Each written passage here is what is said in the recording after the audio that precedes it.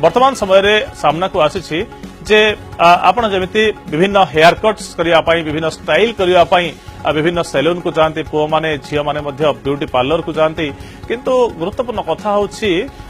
मुंडरे बा केशरे निया लगई ताको स्टाइलिश लुक दवापाई चेष्टा केबे कराजिबा कथा आपण सुनिछंती कि हुए तो बेले बेले एमती किछि अद्भुत विचित्र खबर आसे एवं पाश्चात्य देश रे एमती नुआ नुआ प्रयोग करा जाए विभिन्न स्टाइलिश लुक पाई बोली कहा जाए किंतु आम राज्य ओडिसा रे मुंडरे निया लगई केश कटाजिबा कथा आपण केबे सुनिछंती कि जदि नाही बा जदि देखि नाहंती ताले देखंतु जो चित्र आमे देखौछु कटकर दरघा बाजार रो चित्र आपण देखंतु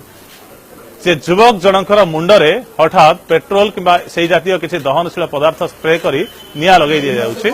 एवं तापरे परे संगे संगे व्यक्ति जनक तांग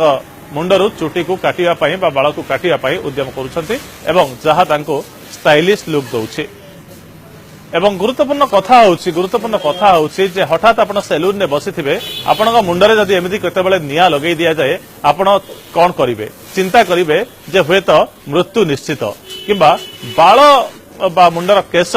जली जली पोड़िबो एवं सेहिथरे स्टाइलिश लुक आसीबो एकथा आपण केबे चिंता करि नथिबे किंतु ओडिसा परि राज्य रे बा आम राज्य रे एमिति घटना मध्ये घटिलाणी तो कोनोसी बड़ बड़ शहर नुहे बा इंग्लैंड न्यूयॉर्क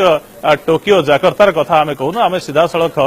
ओडिसार कथा कहूछु कटक सिटी कथा कहूछु भाईचारार सहर कटकर कथा कहूछु एठी एक दरघा बाजार सैलून रे एमिति हेयर स्टाइल करा जाउछि आपण जदि साहसी आपण डर नहीं आपण यार हुए तो मजा के नहीं पारे किंतु गुरुत्वपूर्ण कथा होची साधारण व्यक्तिटे जिते तार मुंडरे एमती स्प्रे करा जाई हठात निया लगई दिया जिवो से चमकीबो कि नाही चमकी उठिबो एवं ताहा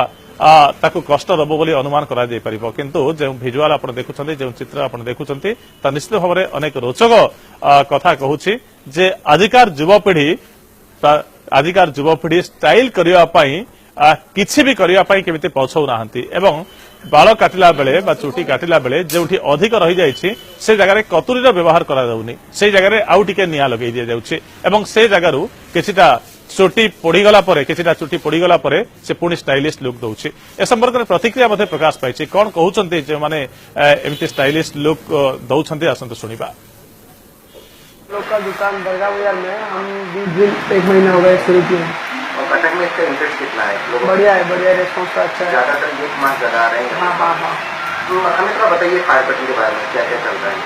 नॉर्मल कटिंग के अलावा ये बहुत जल्दी हो जाता है और यंग जनरेशन लोग जो है वो सब जल्दी भी बना लेते हैं अच्छा रेस्पॉन्स तो अच्छा है मार्केट में इसका अच्छा कॉस्ट वगैरह कितना रहता है रिस्क कितना रहता है रिस्क तो कुछ नहीं है इसमें 300 रुपये इसका स्टार्टिंग है बाकी बाल देखे उसी हिसाब से पैसा